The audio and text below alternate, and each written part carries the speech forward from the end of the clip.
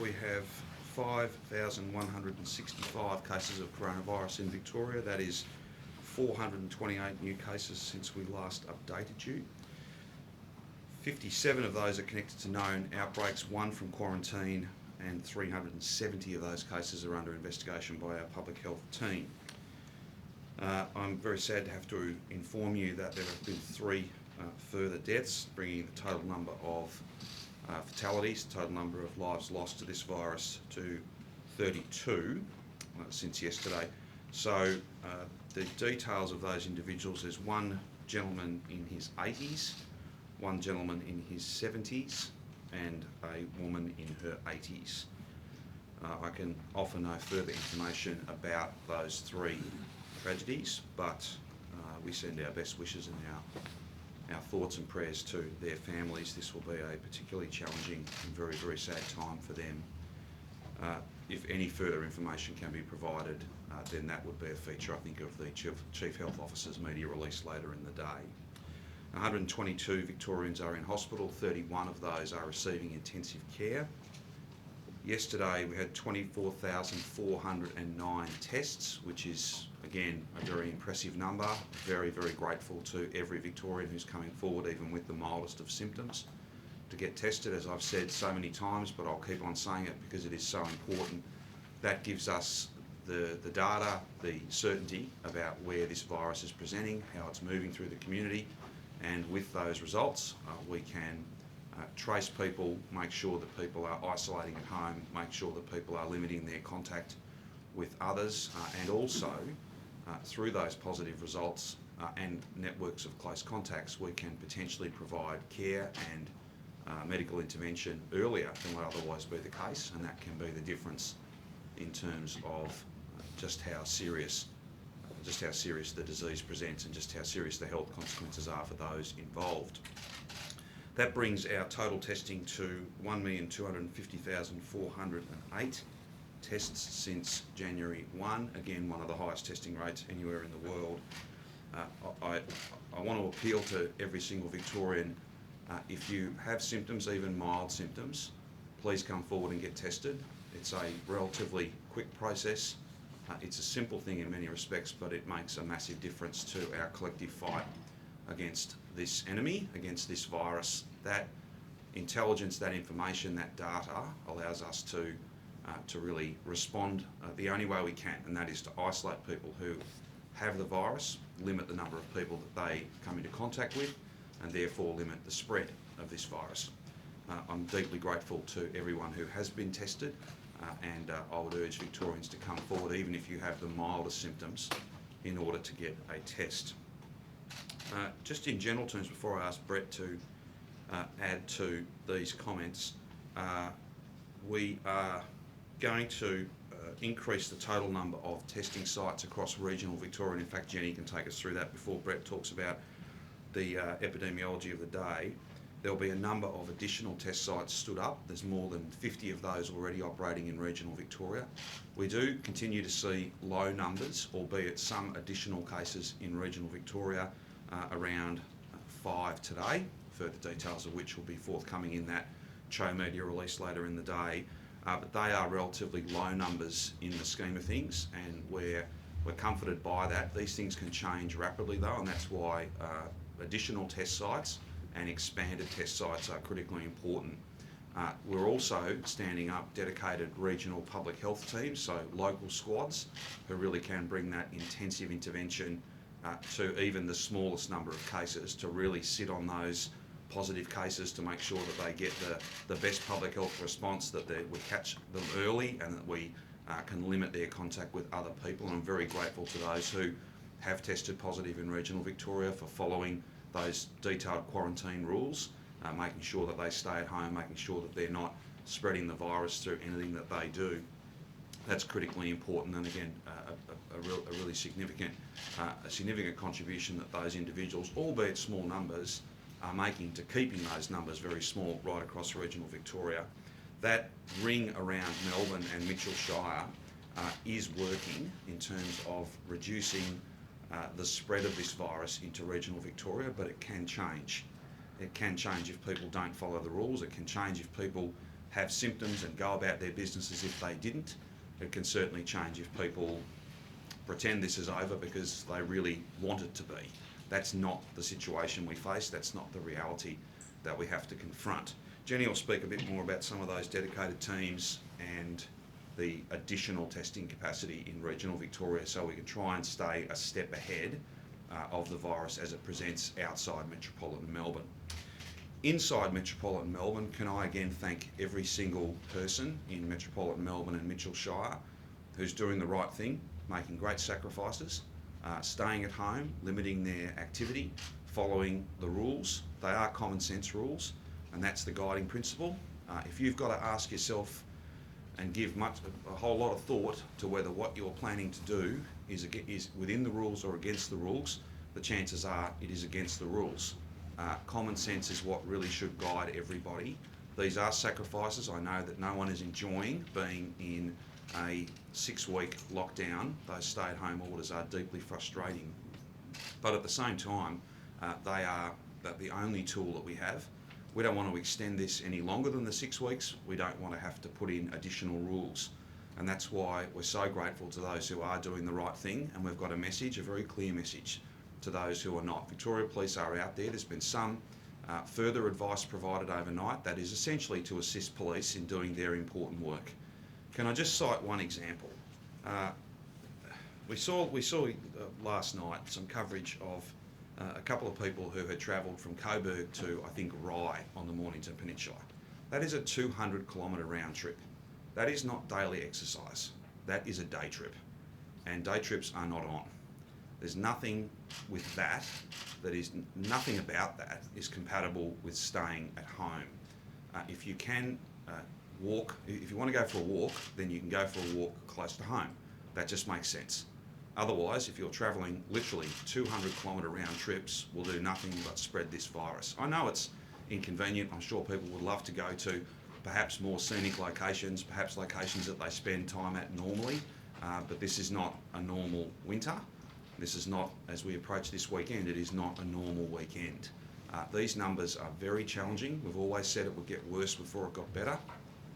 Let's not any of us contribute to the fact that we have got significant virus and it is spreading across the Victorian community. Let's not contribute to that. Let's do everything we can to pull that up. Ultimately, good judgment, common sense. You know, if I want to go for a walk, then I'll go for a walk in Mulgrave, where I live. I will not go to the Tam. I will certainly not be driving 50 kilometres away or 100 kilometres away from my home to go and do something that I'd very much like to do. That's not compatible with stopping the spread of this virus. There are clear rules, but even then, I would just say to those people who are spending inordinate amounts of time trying to find ways around these rules, that's not where we're at. That's not helpful. That is not going to do anything to pull this virus up.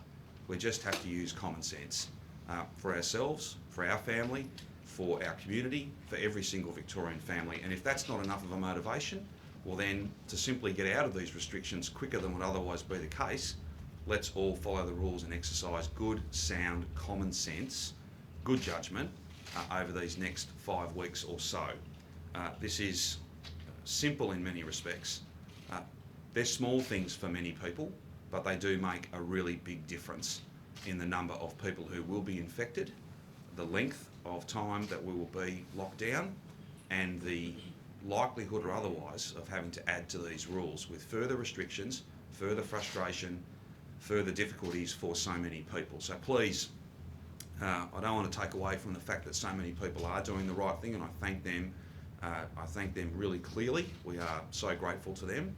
That is the vast majority, but a day trip is not the same as daily exercise. It's a very different thing, and it is not on. So please use good judgment.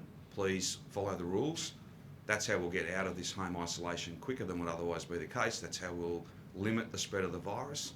That's how we'll keep people well, and it is how we'll get to the other side of this. I might just ask Jenny quickly to go through those regional test sites and regional dedicated public health teams, and then Brett can take us through outbreaks and all the usual information that you seek from him, and then we can take any questions you have.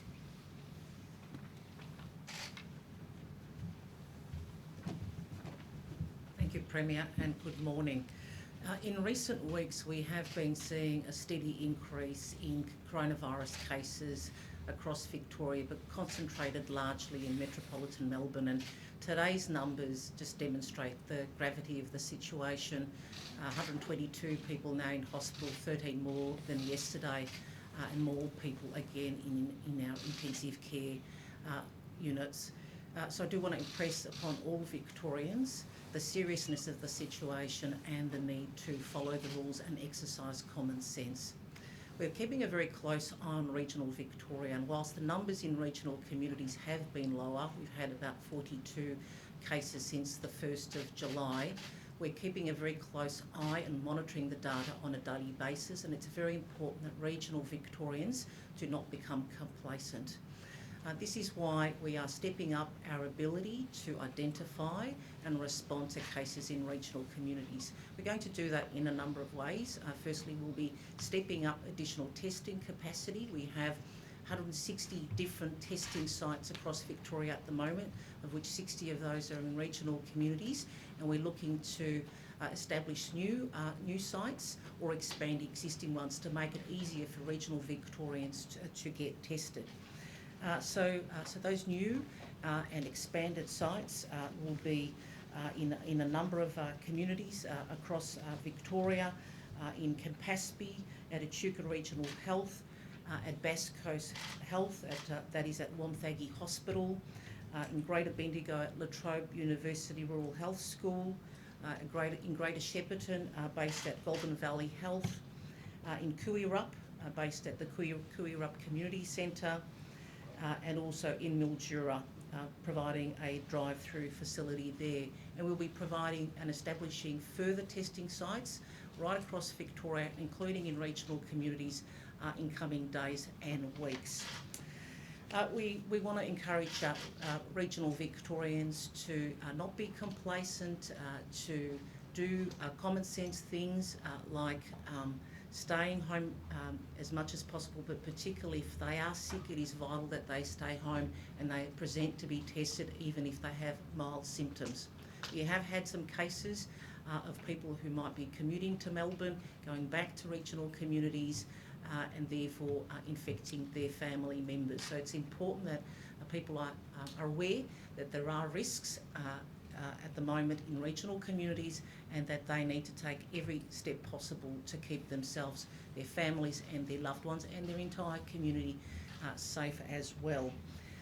We're also stepping up our ability to trace regional cases. We're establishing public health teams in regional Victoria for the very first time. We are facing a once-in-a-100-year event here with this pandemic, and so now we are going to be establishing 5 public health teams based at regional health services to enable local people, local clinicians based in those health services to do the contact tracing and identify cases in the local communities that they know best. We're starting with Barwon Health. That team of 10 clinicians will be on the job from this week, and then we will be establishing further sites in Bendigo, in Ballarat, in the La Trobe Valley, and also in Shepparton. So all of those communities, and potentially more if there is a need to do so, will have locally based public health teams on the job doing that disease detective work and making sure that their communities can stay safe. So I just want to conclude my remarks in saying that we have seen great tragedy this week. We've had 3 elderly Victorians lose their life sadly in the past 24 hours, and I want to express my condolences to their families. And we've had other families who've experienced tragedy in recent days as well. This is a very serious situation. We are in the fight for our lives. And I want to impress on all Victorians the need to be vigilant, to limit their movements. They do not need to be exercising outside of their local area. They do not need to be going to the shops every day.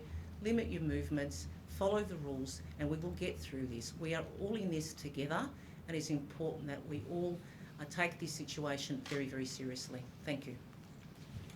Just before we ask Brett to go through outbreaks and other things, I did neglect to mention one further development in regional Victoria. We are now requesting of all regional Victorians if you are out and about for a lawful purpose, there are different rules in regional Victoria, and we're very pleased to be able to say that. But there are still rules in terms of gatherings and things of that nature, and of course, hand hygiene, cough etiquette, never going out if you're sick, getting tested if you've got even the mildest of symptoms are chief among them.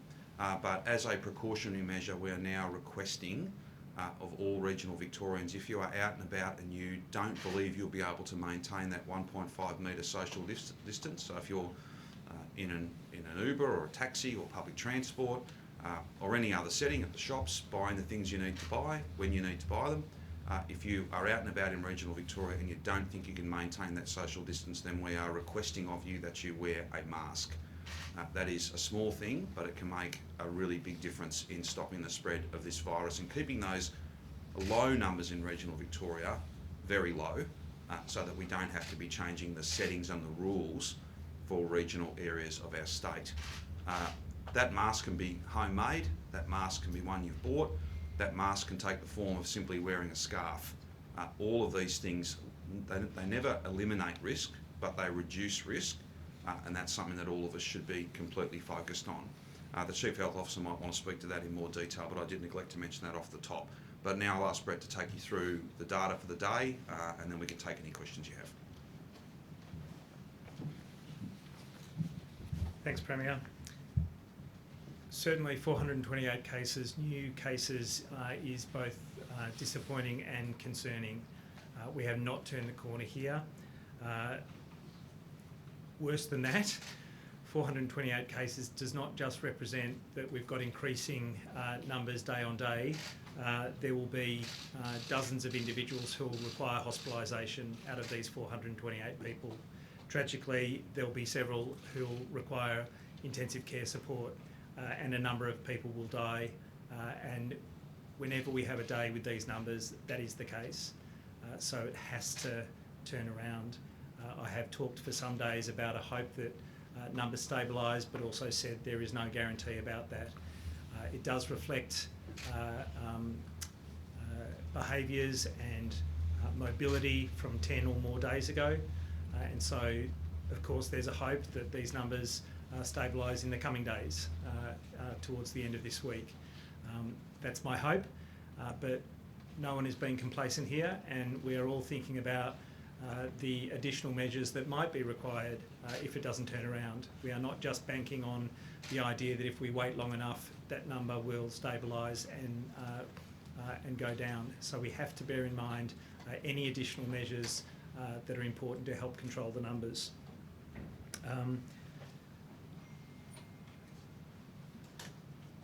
There are a number of outbreaks that are ongoing. New cases linked to those outbreaks are partly responsible for driving up the numbers. When you've got so many outbreaks that help amplify transmission, they obviously contribute to the increase in numbers. A few updates: 160 cases now linked to Al Taqwa College, 51 cases to Somerville Retail Services in Tottenham, 38 cases at Menarok in Essendon, 36 cases at Estia in Ardea, 32 cases to JBS Abattoir in Brooklyn. There's also some stabilisation in other settings. 19 cases in Northern Hospital, no change since yesterday. 16 cases at Brunswick Private Hospital, no change since yesterday. And the 23 cases at Glendale Aged Care in Werribee hasn't changed since yesterday. But there are new aged care facilities with cases reported. That includes Aurum Aged Care in Plenty, and then single cases linked to Regis in Brighton, Grace Villa in Greensborough, Bapt Care Wyndham Lodge in Werribee, and Bupa Aged Care in Sunshine. As I said, these numbers represent a daily tragedy. There have been 3 new cases since yesterday, and with over 400 cases today, we know that that will represent people who become very unwell, some people, of course, with mild illness, but a number of people who become unwell and actually have chronic symptoms after that. Recent evidence suggests that people have symptoms for weeks, 2 months after recovering. So this is not even an illness where You get over it after a couple of weeks and you get back to a normal state of health. For many, many people, this represents a disability that they carry with their breathing or with their general health for some time to come. And we are not far enough into this pandemic to know what the long-term consequences might be. And there may well be people who really carry this disability or this chronic condition for years to come. I hope that is not the case, but it is obviously concerning that people who've required hospitalisation, people who have severe illness, really do not recover for some weeks afterwards.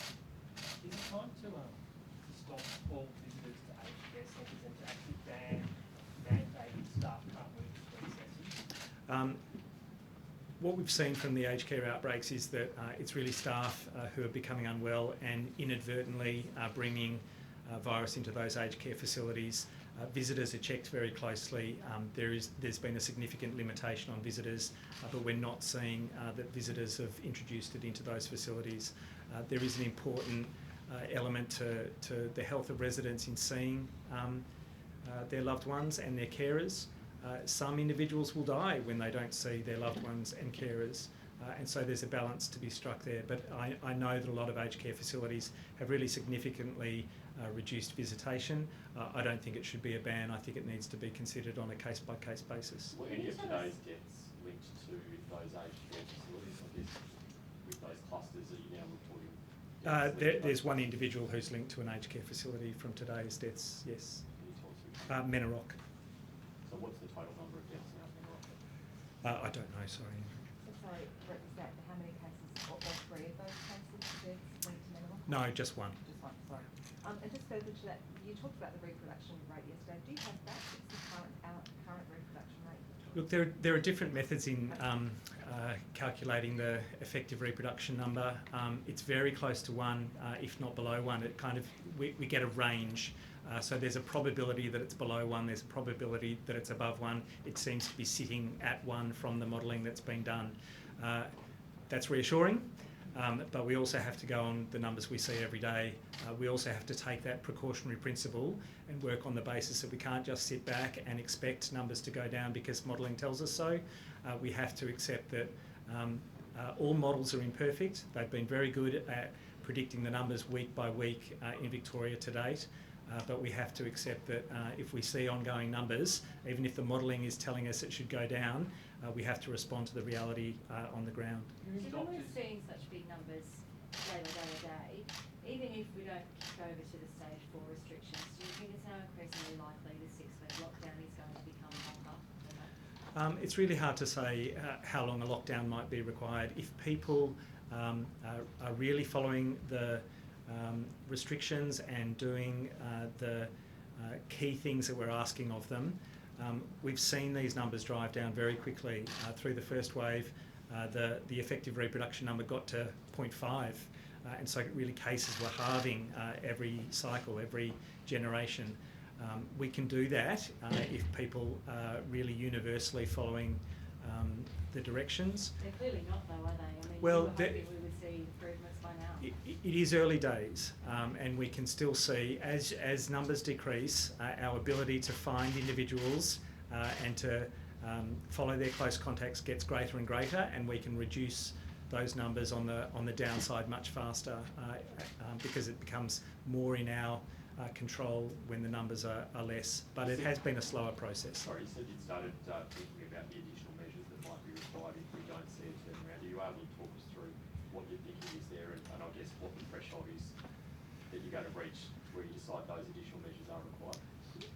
Everything's on the table. There are lots and lots of measures that we need to bear in mind, and we shouldn't discount anything. We do need to follow the epidemiology and understand where transmission is occurring. We know that essential work is driving some of it with our outbreaks in aged care and in healthcare, and so there's absolutely a focus on PPE and awareness of symptoms in aged care and healthcare workers, and universal mask wearing is something we're absolutely advocating for in this space, but also the screening, the symptom awareness for everyone so that they are getting tested and isolating very early on.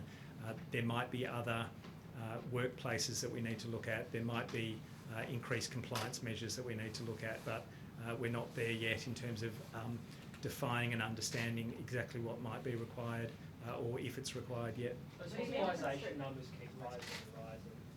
What measures have been put in place for those doctors who are on the front line? Are they being put in alternative accommodation so they take this virus home? And not just doctors, but all healthcare workers.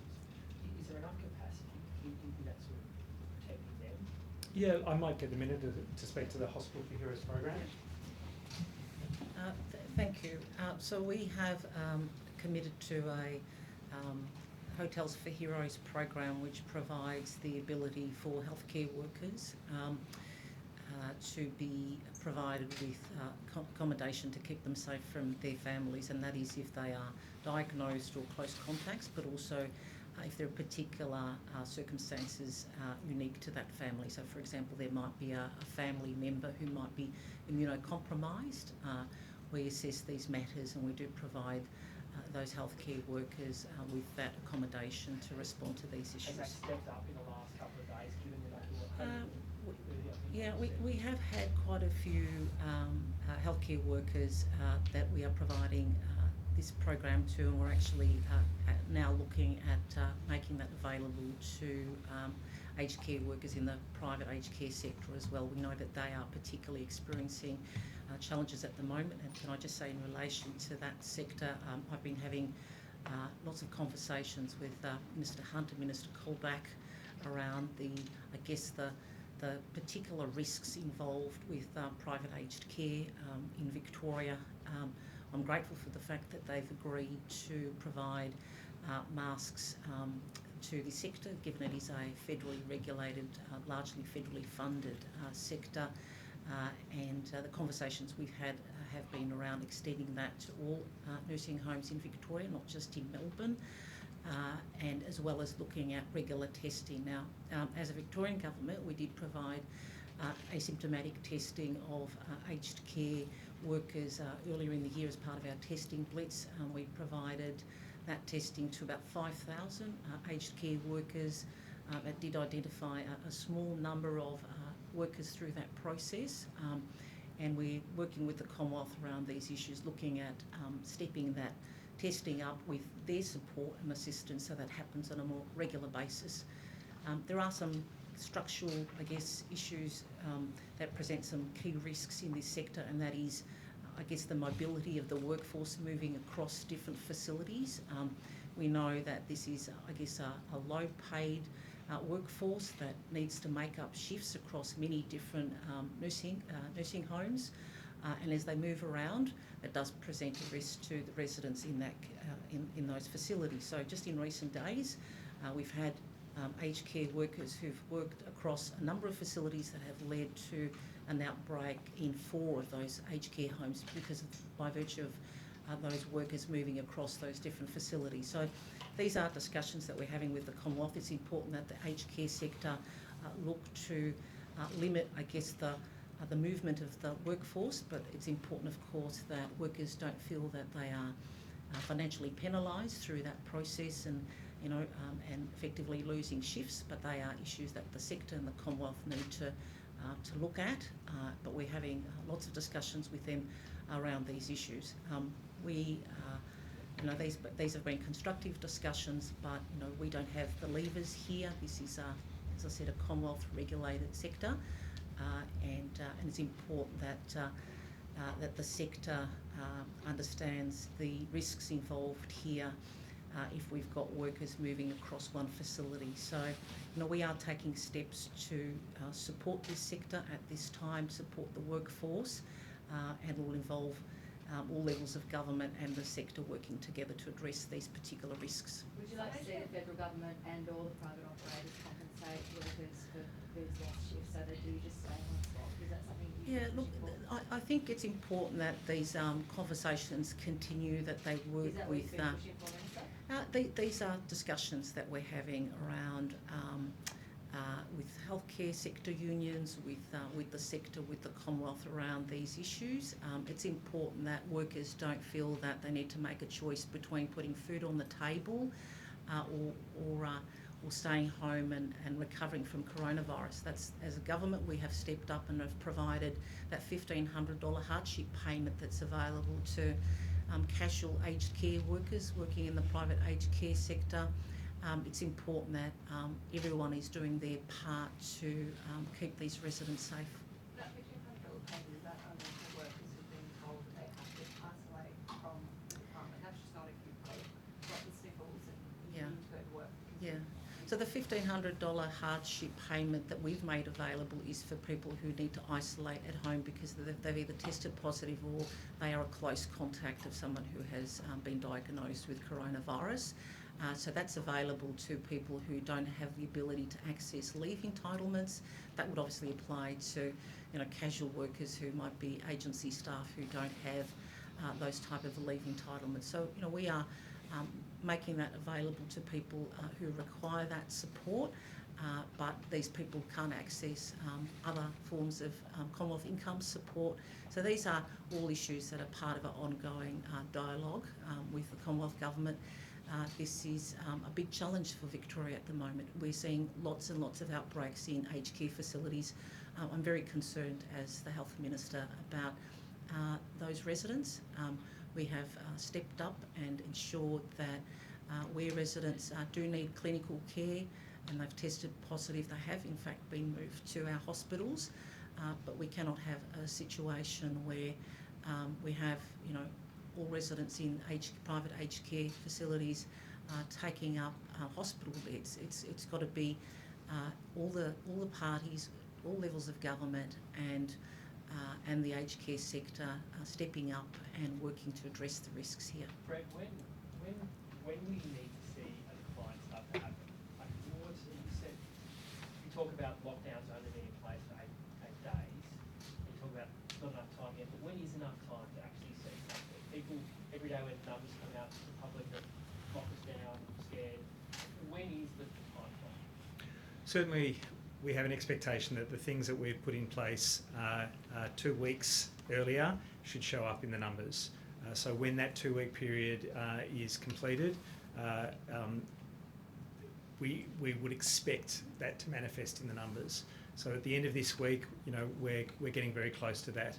I think it's still a consideration every day, and we wouldn't wait for a 2-week period if we see concerning elements in any of the postcodes, any of the local government areas, or any of the kind of transmission networks that we're reviewing every day. So 2 weeks is a simple answer, but it's not to say that we would wait that long before making a decision. Most hotspot postcodes are now being locked down though for 2 weeks.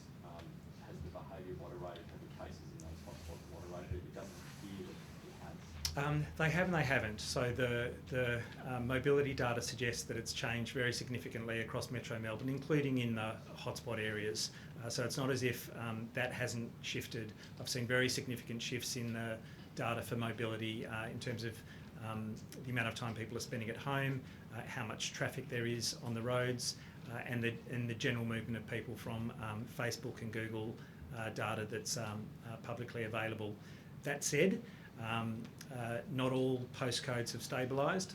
We've seen some postcodes within the initial areas that have plateaued to some degree, but there are other postcodes within those same local government areas that continue to take off, and so it's not a uniform picture, and it might be that some of those other postcodes are yet to plateau, but it might be that they're not moving in that direction. And so again, we have to bear in mind that there's a precautionary principle to take. We wouldn't wait to see if that change occurs. We need to see what it's looking like on a daily basis. So Premier, on that point, would you consider tougher, more policing of those areas where the data is showing people aren't listening?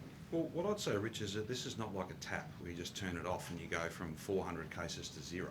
What the 2 weeks that we've just experienced, and it's not 2 weeks of full lockdown across Melbourne, but it is about that in terms of those hotspot postcodes.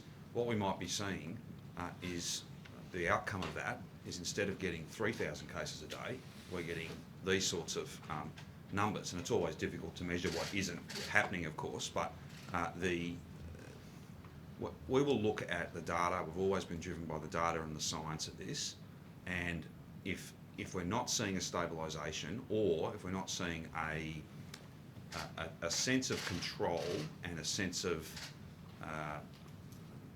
any sense that the strategy is not delivering the outcome, or at least presenting a trajectory that we want to see, then of course, as Brett said, everything is on the table.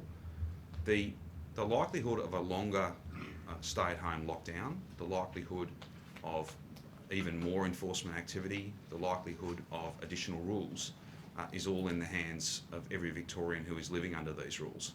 And if we all play a part, then it'll be more likely than less likely that we can be past this sooner. But I guess my question was actually about the data in terms of people's mobility and people moving around.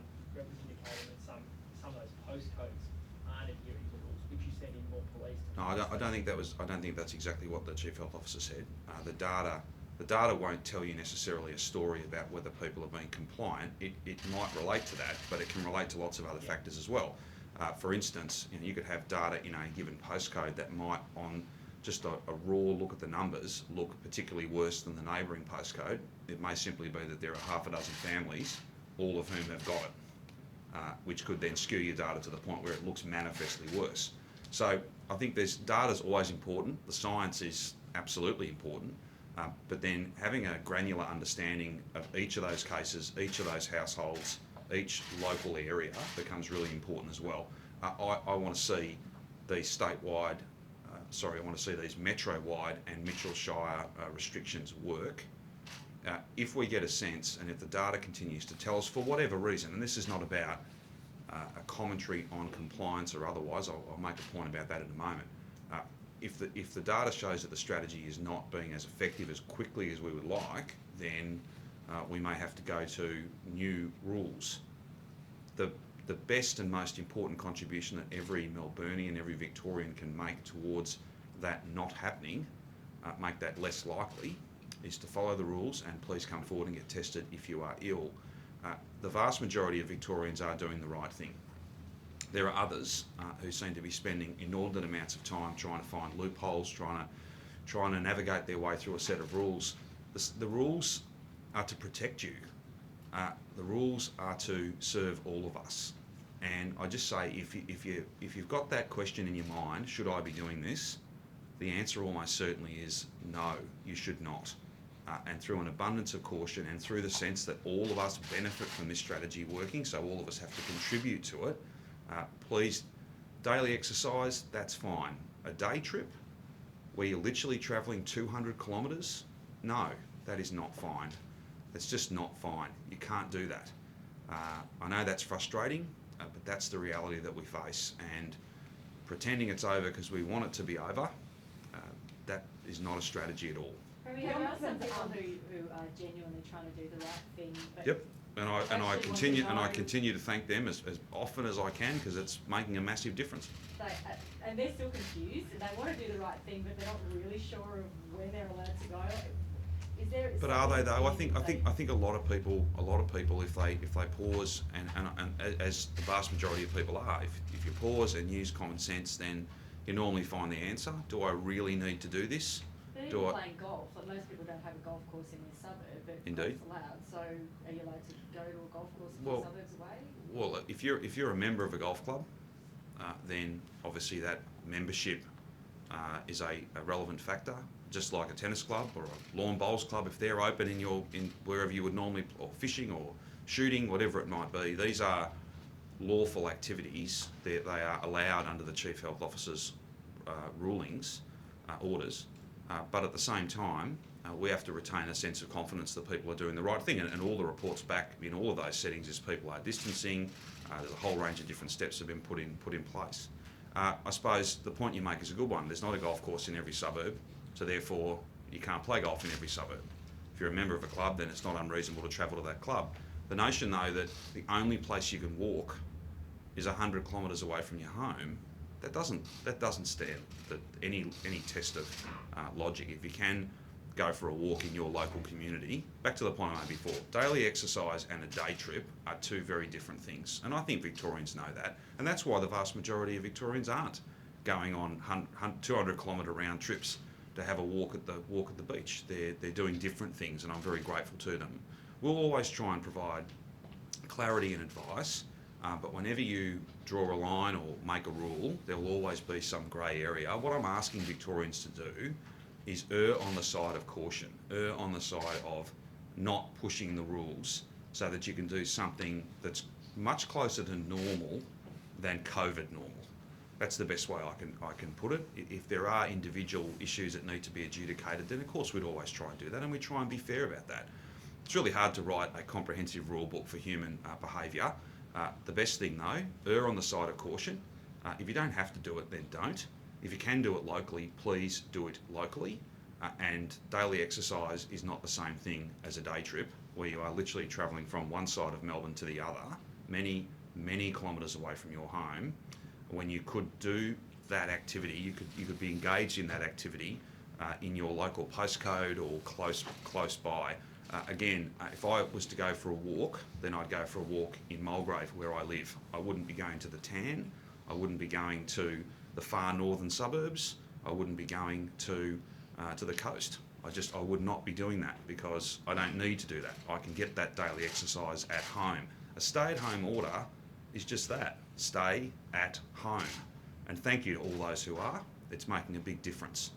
Let's all just try and use as much common sense as we can. You've got more military The arriving. Ombudsman Deborah Glass has announced an inquiry into the response in particular Alfred Street, and said she'll probably investigate the response to the other towers when they went into hard lockdown. What's your response? It's entirely a matter for her. I'm not focused on the work that the Ombudsman's doing. I'm focused on protecting people in those towers, and that's exactly what we've done. We have followed advice of the Chief Health Officer. We're providing a very large number of people are working day and night to provide support and care to those tower residents and other public housing residents, whether they be in those 9 original towers or others. That's our exclusive focus. The Ombudsman, of course, has functions and a job to do, and I'll let her do that. You've got more military arriving this afternoon. Sorry, just further on Alfred Street, because Yes. I think it's Sunday that hard lockdown expires, or that 9 days that Yep. we talked about. Yes, the Yeah, balance of the so- 14. Yep. Yes, that's correct. So what's the likelihood that they will come out of hard lockdown? I think the advice of the Chief Health Officer is that hard lockdown can end, but for anyone who still has symptoms, for anybody who has tested positive within the balance of that time and have further days to spend within their own unit, then they will need to do that, and there will be a proper enforcement process, just as there is with every other residence right across the state. What the balance that we've tried to strike here is to treat people no different, regardless of their landlord, regardless of their postcode, or whether they're in a tower or in a suburban house. But at the same time, recognise that there are unique needs in those settings and try and meet those needs as best we possibly can. And look, when you're doing something for the very first time, we've never done this before, there were some challenges in that first 12, 24-hour period. But everybody at all times has done their absolute best.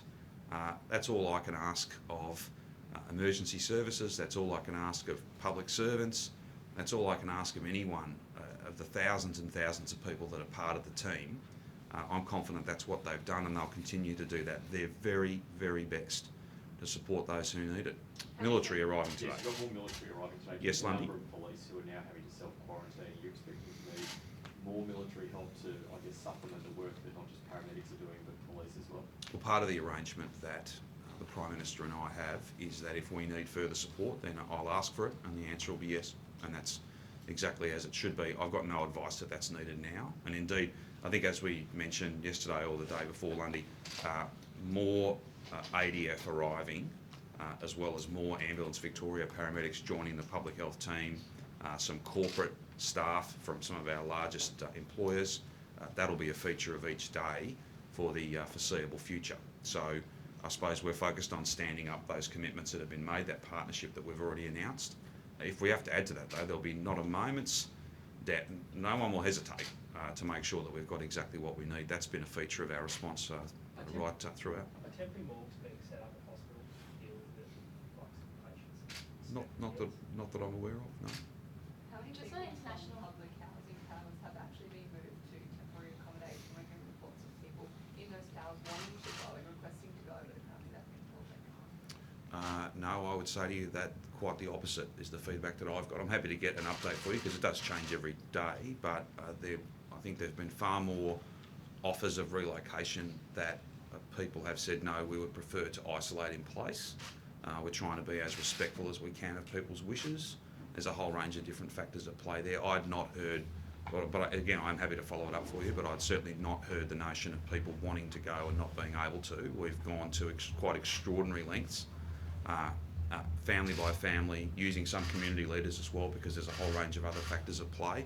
I think it's quite the opposite, but I'm more than happy to come back and try and get some numbers for you. It's a significant number, but it's far less than the total number of people who would have been eligible to go.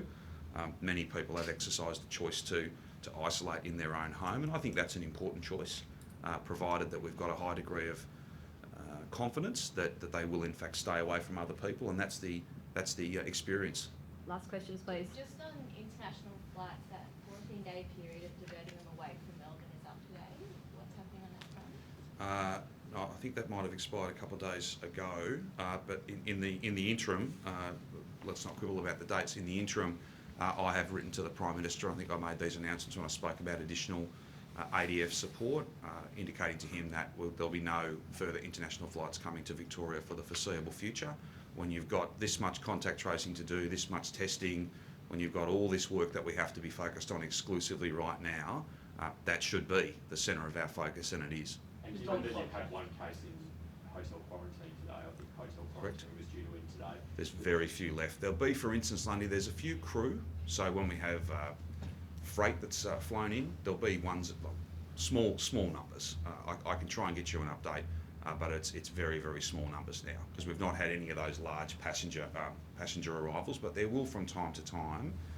In fact, almost every day actually, there'll be a small number of crew who would be quarantined for say 24 hours before they then get on another plane to head back doing their important work. But it is down now to a very small number. Are those crew being kept in the hotel, or are they? My understanding is some crew, like Emirates and Etihad, have been allowed to leave the hotels while they're here on their layovers. I'd need to come back to you on that, but they're obviously in a different category when it comes to other return travellers, but their risk to public health is not taken any less seriously. But I'm more than happy to come back to you on that. Has the full transfer to Corrections Victoria gone ahead? How many severe guards are still working in quarantine? I'd have to come back to you on the detailed numbers, but you've got Corrections Victoria running the entire show, and that does give us some additional capacity. Further to Bridget's question in relation to those who are not return travellers but might need to isolate, where there needs to be some sense of, well, it's not a custodial environment, but some sense of order to that environment. As you've got less and less return travellers, it does give you some extra supervised, structured hotel space that you can use for whatever purpose you need to. Professor Sutton, I may have missed it on your run through, but just with the last remaining tower, what are the numbers there? Have they stabilised, and so where are we at with the infection numbers in that last tower before the Sunday release? Yeah, I haven't got the exact number here today, but the Alfred Street Tower obviously went through that 11-day quarantine testing program, so I think there are 20 additional cases that have been identified through that. Again, not entirely unexpected amongst the hundreds who've been tested, so that have come through in recent days to bring the number to around 70.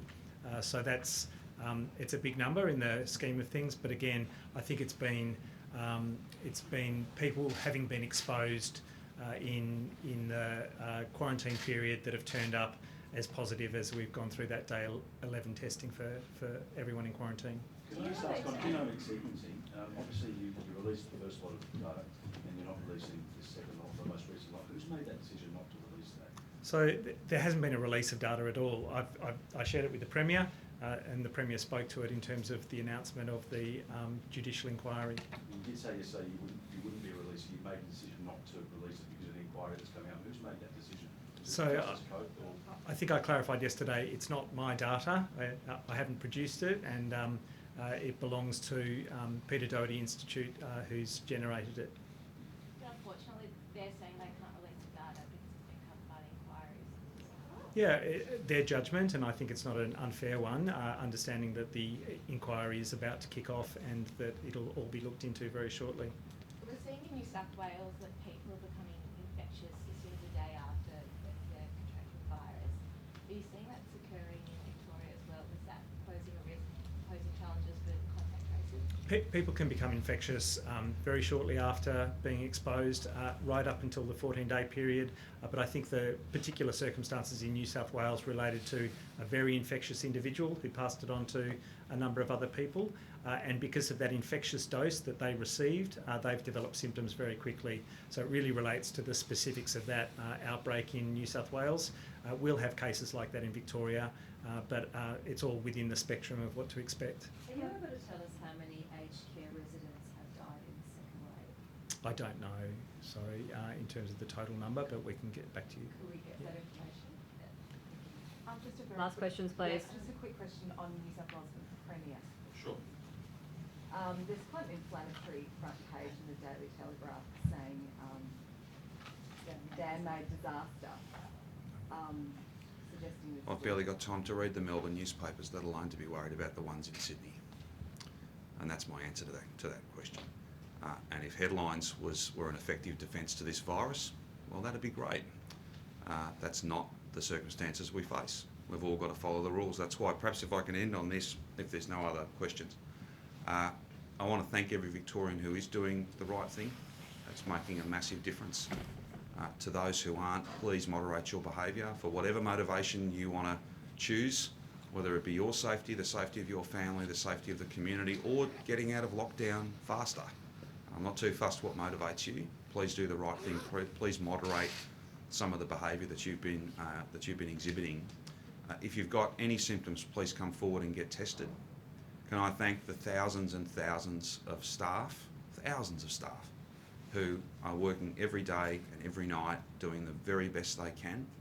If we want to thank them properly though, let's all follow the rules this weekend. Let's acknowledge that it's not a normal weekend. This is not a normal winter. This is not a normal year. If it's not bushfires, then it's this pandemic. We've been thrown a lot of challenges this year. But as a community, we're equal to them. If we look out for each other, if we make smart judgments, good choices, if we just use common sense, if you can do it locally, please do it locally. If you're in two minds about whether you should do something, chances are you shouldn't. To all those who are doing the right thing, thank you so much. To all of those who aren't, please, for whatever reason, please do the right thing this weekend. It will make a big difference. To thank our nurses, our doctors, our AMBOs, to thank the thousands of people who are working hard day and night. Let's all do the right thing this weekend, because that'll get us closer to the end of this really frustrating and challenging period. It will, as a strategy, work, but only if everybody who benefits from the strategy invests in it and is part of it. If there's no other issues, Sorry. See, Elective surgery, please. you can ask me if you want. Oh, okay. Is there a chance that all elective surgery will be cancelled in coming days, given that we're seeing big numbers, and is IVF included in the cancellation of Category 3 elective surgery? A couple of points. In terms, we made announcements about elective surgery yesterday. We're not proposing to change those arrangements. We do know that'll be deeply frustrating for a number of particularly Category 3 patients, and we apologise to them for the inconvenience. It's about safety, it's about preserving hospital capacity. In terms of IVF, again, these are not matters for the government, they're matters for private clinics, but I can appreciate just how challenging, how frustrating and how disappointing it would be. But they are judgments that are made by IVF clinics. They've got a whole range of decisions they have to make. They're not easy choices to make. Our heart goes out to anyone who is mid-cycle or in the midst of that process. That's a really challenging. We hope that any disruption can be minimised, but that's not so much a function of decisions that the Chief Health Officer's made. They're judgments that are made by individual IVF clinics, and I'm sure that they're doing everything they can in the best interests of their patients. But again, there's lots of impact in lots of different ways. We don't anticipate any further changes to elective surgery at this time. That could change though. If it does, then we'll update people as quickly as we possibly can. Sorry, I was hoping to ask the Minister something about liquor labelling laws. Sure.